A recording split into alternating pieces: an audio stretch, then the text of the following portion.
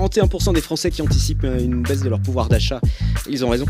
Golf, pétanque, même chose, même combat. Vous trouvez ça bien, l'ambiance actuelle au sein de l'Assemblée? Vous auriez aimé vivre au 18e peut-être? 2 questions. Est-ce que vous allez offrir un cadeau à votre animal de compagnie?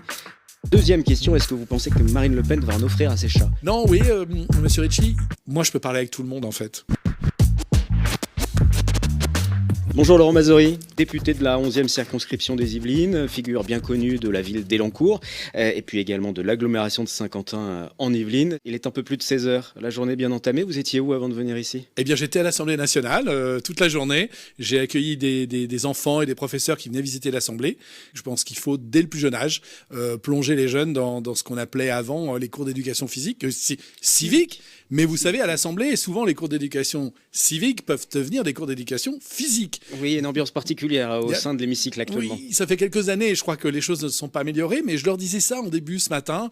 Je leur rappelais que d'abord, dans l'histoire de France, si on remonte dans le passé, je rappelle qu'à une époque, à l'Assemblée, on réglait ses comptes à coups de pistolet et à coups de sabre, donc on n'en est plus là. Et puis, il vaut mieux se disputer dans un hémicycle. Alors, c'est mieux quand on ne dispute pas, mais en tout cas, il vaut mieux discuter fortement dans un hémicycle pour produire quelque chose qui soit à la finale un compromis. Et quelque part, c'est la démocratie qui fonctionne, et ça me semble tout à fait salutaire. Vous trouvez ça bien, l'ambiance actuelle au sein de l'Assemblée? Qu'en tout cas, il y ait cet échange vif? Parce que ce qu'on peut ressentir, en tout cas quand on voit ça de l'extérieur, c'est que on assiste à des adultes qui n'arrivent pas à se mettre d'accord. Voilà, je me mets à l'échelle des enfants que vous pouvez recevoir justement. Alors, il y a échange vif et puis il y a manque de respect et insulte. Donc les échanges vifs, je trouve que c'est normal dans une discussion politique. On a des échanges vifs. Encore faut-il s'écouter, laisser l'autre parler et prendre la parole quand le moment est venu. C'est normalement ce qui est prévu par le règlement d'Assemblée. Et après, il y a insulte et invective qui évidemment n'a pas sa place dans l'hémicycle et qui est absolument insupportable. Tout en sachant, monsieur Ritchie, que quand vous regardez par exemple LCP et que vous voyez les différents débats, sachez que vous n'entendez qu'un tiers de la réalité des mots prononcés et du bruit. Il y a un bruit énorme dans l'Assemblée. Alors, je vais vous le dire, et franchement, je gomme là toute opinion politique qui vient plutôt de la partie extrême gauche de l'Assemblée, qui hurle en permanence, et je pense qu'il y a une forme de tragédie ou de montage de communication par rapport à ça. Mais côté extrême droite, de toute façon, si ça n'hurle pas à l'extrême gauche, l'extrême droite va trouver des moyens d'aller les chercher pour les faire réagir. Donc, on est dans cette espèce de commedia dell'arte permanente qui est assez difficile quand on veut porter des textes concrets. Mais franchement, avec un peu d'expérience, on y arrive. En tout état de cause, une chose est certaine, c'est que cela n'a rien à voir avec ce qui se passe dans un conseil municipal, en tout cas celui que je connais bien d'Élancourt. On a une opposition, on n'est pas d'accord. Des fois, c'est un petit peu chaud, mais je trouve que tout le monde se respecte. Et je rappelle également qu'environ plus de 95% des délibérations sont votées d'ailleurs de manière consensuelle. Il en est de même à Saint-Quentin-en-Yvelines. Il y a de la gauche, il y a de la droite, il y a du centre, mais ça se passe au global très bien. C'est vrai que dans l'Assemblée, c'est pas la même chose, c'est plus conflictuel, mais je pense également que c'est beaucoup plus surjoué. Je vais y venir tout à l'heure parce que je ne l'ai pas précisé, vous êtes élu centriste, ce qui explique justement ce poste au milieu, voilà, entre l'extrême droite, l'extrême gauche, le centrisme. Mais je voudrais juste me permettre, si je peux me permettre de reprendre quelque chose sur la 11e circonscription. Je suis certes un élu centriste, mais un élu qui a fait surtout une union qui est allée de la droite républicaine jusqu'à une partie de la gauche républicaine, puisque le parti radical était avec nous, et c'est grâce à ça qu'on a pu gagner face aux extrêmes. Donc vous n'aviez pas de candidat macroniste face à vous, par exemple, sur la 11e. Absolument, j'avais pas l'étiquette, mais il n'y avait pas de candidat macroniste. Et donc, c'est ce qui nous a permis de gagner. Et puis, il y a l'autre mystère absolu, c'est la disparition de la candidate Rassemblement National, qui a disparu au 2e tour. Bon, alors, ça tombe bien, comme on ne l'avait jamais rencontrée, bon, elle a disparu. Et il faut le dire aussi, c'est que si nous avions eu une candidate Rassemblement National, je ne sais pas comment les choses auraient pu évoluer. Donc, on est bien dans quelque chose qui a essayé d'élargir au maximum, tout en ayant la disparition de Rassemblement National. Vous parliez de la commedia dell'arte au sein de l'Assemblée, de ses rapports parfois musclés. Ça tombe bien, le sport, c'est aussi votre domaine. Oui. Voilà. Jolie transition. Le sport, c'est... Flattons-nous un peu. Le sport, c'est aussi votre domaine, puisque vous êtes en charge des sports à Saint-Quentin-en-Yvelines et vous étiez en charge du dossier des Jeux Olympiques. Il y avait toute une ferveur populaire à ce moment-là. Quand on voit ce qui se passe aujourd'hui, elle est perdue, cette ferveur? C'était juste une parenthèse? Non, je ne pense pas. Je pense que les Français, c'est la France. La France, elle est dans la conflictualité, elle est dans l'opposition. Je sais, je vais prendre des poncifs, mais c'est le village d'Astérix. Tout le monde se met sur la tête, se tape à coups de bouclier. Et puis de temps en temps, il y a un grand événement ou un grand drame ou une grande raison qui nécessite que tout le monde se retrouve. Et je trouve que tout le monde sait se retrouver. On a eu très récemment, la réouverture de Notre-Dame de Paris. Et moi, je suis fondamentalement laïque, ce qui veut dire que je respecte toutes les religions dès lors qu'elles s'expriment dans l'espace privé et en respect les unes des autres. On a retrouvé cette ferveur dans l'ouverture de Notre-Dame de Paris, avec différents niveaux de lecture et différentes personnes qui voyaient ou l'aspect religieux, ou l'aspect symbolique, ou l'aspect du Grand Monument, ou l'aspect de l'histoire de France, ou l'aspect de l'histoire de Paris, et qui ont su à nouveau fusionner. Donc moi, je pense, Monsieur Ricci, que quand la France est face à des grandes problématiques ou des grands éléments qui permettent de refaire État, de refaire nation, elle sait se retrouver. On se souvient malheureusement, moi j'étais à cette manifestation, et c'est récent, quand le drame, le massacre de Charlie Hebdo s'est passé, on s'est tous retrouvés dans la rue à manifester, et à ce moment-là, peu importaient les opinions politiques. Alors je préfère que ce soit évidemment pour des Jeux Olympiques que pour des drames comme celui-là, mais je sais que la France sait toujours se retrouver, et je suis certain qu'elle saura se retrouver, y compris dans un hémicycle demain, à travers peut-être un nouveau gouvernement. Votre discipline favorite, c'est le golf. Alors oui. Vous aimez beaucoup le golf, vous avez même fait des petites démonstrations de golf sur TikTok.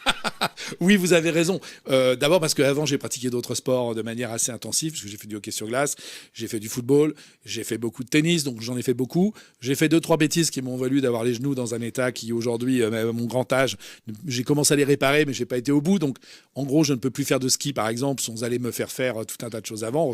En gros, je ressemblerai à Dark Vador, donc j'ai préféré éviter ça. Et le golf, ça reste à la fois à ma portée.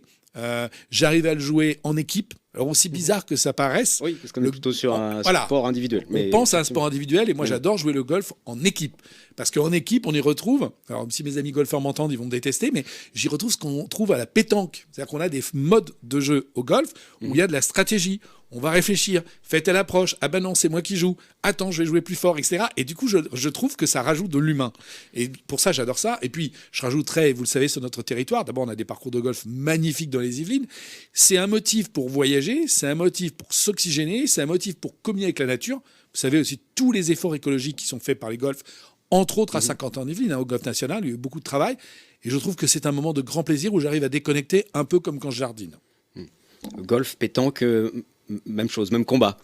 Ah oui, dans une certaine mesure, oui. Alors, on marche plus au golf qu'à la pétanque. Encore que à la pétanque, on fait beaucoup d'allers-retours.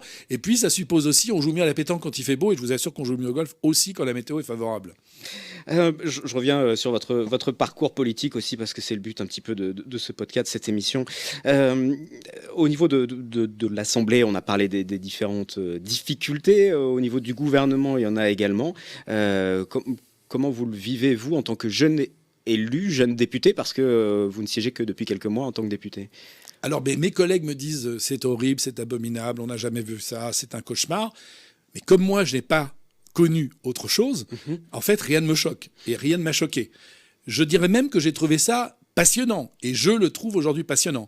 Représenter la population, essayer de faire que ce qu'on vit au quotidien, puisque moi j'habite la circonscription depuis très longtemps, essayer de transcrire ce que l'on vit, vous et moi, au quotidien, dans des projets de loi, être capable d'amender des projets de loi qui arrivent un peu de partout, porter cette réalité du quotidien de nos circonscriptions et de nos villes, pour moi, ça emporte tout le reste. Et donc, être dans une situation qui est compliquée, on a pratiquement passé 2 mois, jusqu'à des horaires pas possibles tous les soirs, à voter des centaines d'amendements, dont une grande partie passait, parce que le bloc central, je ne vais pas rentrer dans les détails, mais le bloc central n'était pas là, donc les deux extrêmes pouvaient faire passer quasiment tout ce qu'ils voulaient, y compris contre l'avis du rapporteur général, Charles de Courson, y compris contre l'avis du ministre, et y compris en violation des traités que la France a signés. Donc, on savait que ça n'aboutirait pas, et pourtant, ça passait.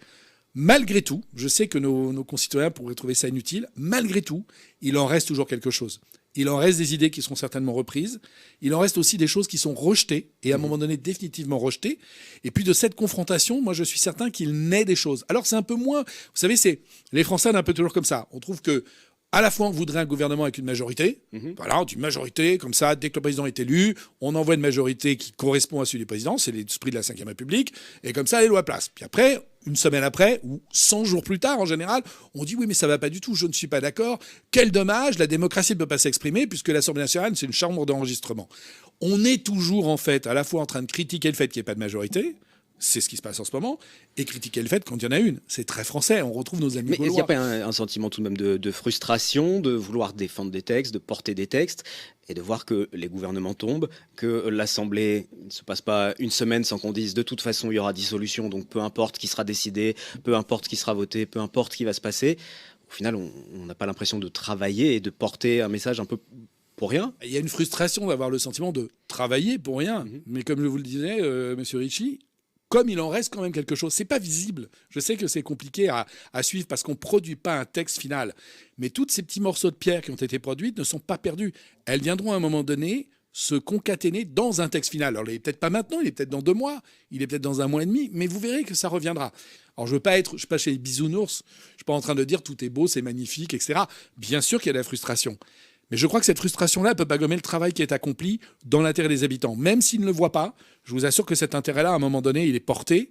Et je suis persuadé que de toute façon, il finit par porter quelque chose. C'est qu'on ne peut pas rester dans le chaos. Et donc, de toute façon, l'image du chaos que l'on peut donner participe à mettre fin à ce chaos. Parce qu'il y a des prises de conscience des habitants. Vous, moi, quand on regarde la télévision, on n'est pas honoré de ce qu'on voit à l'Assemblée. Et bien souvent, on se dit « Ah, eh ben peut-être que la prochaine fois, en écoutant ce qui se dit, en voyant ce qui se passe, je changerai peut-être mon vote. » Et quelque part, ce travail dans l'hémicycle ou la commission aura participé à changer ce vote pour qu'il y ait une plus grande prise de conscience et que chacun forge son opinion. Moi, je suis optimiste vraiment d'une chose. Je pense qu'on a l'Assemblée nationale qu'on mérite. C'est-à-dire que là, aujourd'hui, on a voté pour quelque chose où il n'y a pas de majorité. Ah oui, forcément. Vous savez, c'est le résultat d'un choix. Hein. Et il y a eu une forte participation en plus. Il y a eu une très forte participation. Il y a eu, alors, c'est vrai qu'il y a l'effet au 2e tour, je m'associe, je me retire, le fameux, j'allais dire, bouclier républicain, etc., qui joue, mais il a toujours joué. Et ça fait des années que ce genre de phénomène se produit. Voilà. Mais on a une forme de proportionnel. On est tous en train de dire il faut la proportionnelle. Ah oui, que donnerait la proportionnelle si ce n'est pas rigoureusement la même chose? Alors après, il y a des règles. On peut affiner la proportionnelle. On peut dire oui, tel type de circonscription, tel type de secteur par rapport à d'autres. Mais à la finale, on a quelque chose à proportionnel. Donc c'est ce que les Français ont voulu. Ils l'ont. À nous de faire au mieux avec ce que l'on a. Vous êtes un élu centriste, élu UDI, vous l'avez dit tout à l'heure, profondément et même personnellement laïque. Oui. Toutes ces discussions qu'il peut y avoir aujourd'hui autour de la religion qui sont omniprésentes. On ne peut pas allumer la télé sans entendre parler de religion. Comment vous le vivez et surtout comment ramener la France vers plus de laïcité ou en tout cas d'enlever la religion dans la moindre discussion? Ah ben c'est une gageure, c'est un engagement qu'on doit avoir. Vous, les médias aussi, c'est fondamental parce que je pense que c'est avant tout une problématique pédagogique et culturelle. Quand je dis culturelle, j'entends toute forme de culture en général génère une religion ou pas, mais souvent se définit contre ou pour une religion. Et c'est ce qui, en général, crée la dissension au sein des groupes constitués, y compris dans des pays. Récemment, il vient d'y avoir, vous le savez, Bachar el-Assad a été renversé, par exemple, en Syrie. Il ne faut pas croire que ça s'arrête là. La Syrie, par exemple, c'est un pays multiple, avec des groupes religieux différents. Les sunnites, les chiites, les Kurdes, etc. Donc, on voit que quand la religion directement s'implique dans la politique, on finit par morceler la société et morceler le pays, faire éclater le pays. Et en fait, on ne génère que misère et mort. Et on est bien placé pour le savoir. Nous sommes un vieux pays, un très vieux pays. Nous sommes issus de centaines d'années de guerre de religion.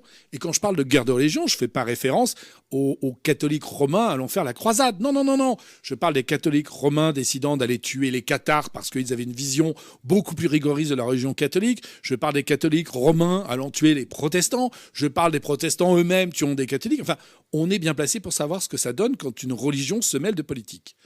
Le vrai sujet, c'est que la religion est souvent corrompue par l'humain. Elle est censée permettre à chacun de communier et au contraire de respecter l'autre, y compris s'il n'a pas la même religion que vous. Mais derrière ça, vous savez, quand vous demandez à 3 personnes de se réunir, il y a toujours quelqu'un qui essaie de prendre le lead sur les autres. Là, vous le faites à une échelle beaucoup plus grande et vous leur apportez une bannière. Donc, ils vont se battre pour cette bannière. Et quand ils vont se battre, ils vont forcément avoir tendance à sortir par rapport aux autres, et à les écraser et à imposer leur vue. Nous, notre rôle à nous, ça doit être en permanence de rappeler ce qu'est la laïcité pour éviter cela, c'est-à-dire la religion ne se mêle pas de politique. J'ai pas dit que c'était facile, monsieur Ricci. Oui, c'est très dur, c'est très dur. Très dur. C'est très compliqué, mais pour moi, c'est un engagement. Et d'ailleurs, c'est la meilleure garantie que l'on apporte à celles et ceux qui veulent pratiquer leur religion en toute liberté, c'est justement la laïcité. C'est là où c'est un concept, d'abord il est très français, voire il n'est que français. Vous savez que même en Europe, on a du mal à le porter, ce concept-là, mais issu du siècle des Lumières, on a montré que ça fonctionnait. Ça fonctionnait. C'est un combat. Il ne faut jamais renoncer. Il faut faire feu de tout bois. Et il faut former les jeunes, être pédagogue, prendre les risques que prennent nos professeurs. Moi, j'ai une très, très grande pensée pour nos professeurs dans nos écoles qui, tous les jours, doivent rappeler cela. Et on sait les drames, surtout dans les Yvelines. Je ne veux pas y revenir pour ne pas attrister cette réunion et ce café politique d'aujourd'hui. Mais On sait ce que ça a impliqué, mais c'est par notre volonté, par le courage de gens qui se sont sacrifiés comme cela, qu'on arrive à faire société, à maintenir notre pays dans l'état compliqué où il est. Mais en tout état de cause, la laïcité permettra, je pense, de s'en sortir. Mais c'est jamais fini. C'est une œuvre que l'on remet tous les jours en construction et que l'on renforce, et que l'on renforce, et que l'on renforce. Laurent Mazory, vous avez parlé justement du siècle des Lumières.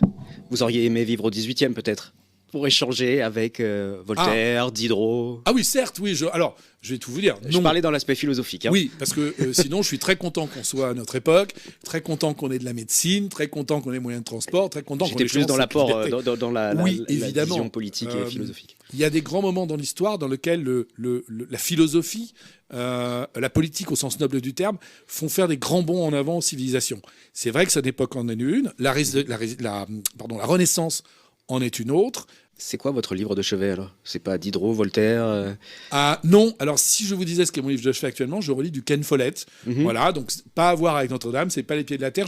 J'ai voulu revenir dans du Ken Follett de ses premiers amours où il écrivait des romans d'espionnage. Après, c'est pas mon livre de chevet.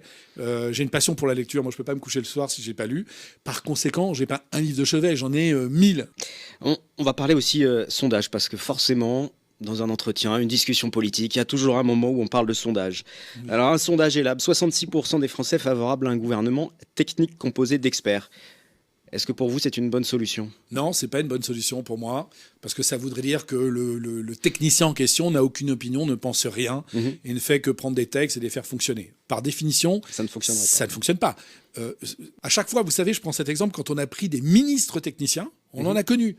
Je pense à des ministres de l'Éducation nationale, je pense à des ministres de la Santé. Il est médecin, donc il fera un grand ministre de la Santé. Mais bien souvent, c'est pareil. Le sport, c'est un grand sportif, on va prendre. Alors, des fois, ça fonctionne, hein, bien entendu. Mais des fois, David Douillet, ça a fonctionné ? Oui, alors... David, je l'aime beaucoup, c'est un grand judoka. Je pose la question, il était quand même député des Yvelines. Hein, donc, oui, bien sûr, mais Oudéa Castéra a été aussi une grande sportive. Je pense à Laporte, qui a été...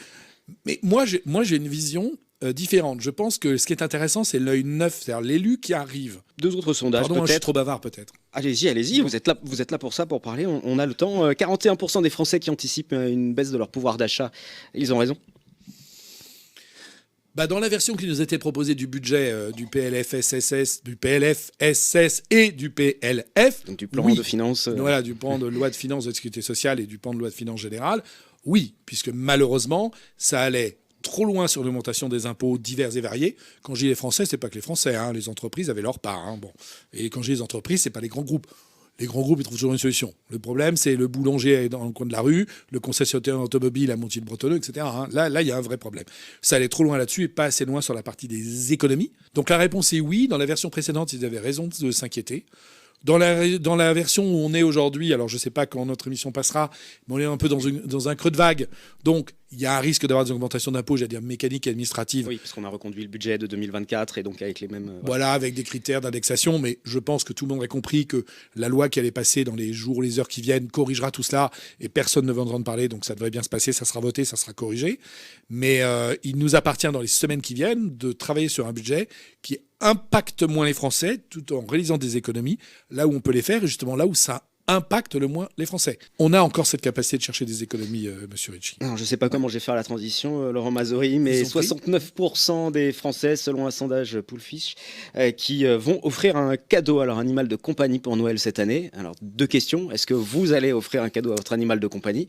Et la deuxième question, est-ce que vous pensez que Marine Le Pen va en offrir à ses chats ?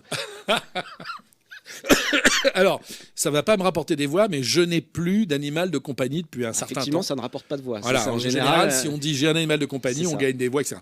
Moi, j'en ai plus parce que je suis en appartement et donc ça ne me semblait pas adapté. J'ai eu un chat pendant très longtemps. Donc, réponse non. Et oui, c'est très important quand même. Une question peut-être bientôt pour conclure. Qu'est-ce qui vous définit le mieux ? Est-ce que vous êtes rassembleur ou ambitieux ? Rassembleur, je pense que je le suis. Ambitieux, oui, ambitieux parce que j'ai envie. En fait, c'est donc l'ambition. C'est pas incompatible alors. Non, mais non, parce que pour moi, vous êtes rassembleur pour représenter tout le monde et que tout le monde collabore avec vous. Quand je dis rassembleur, c'est pas juste élisez-moi et puis je me débrouille. Non, c'est on travaille tous ensemble.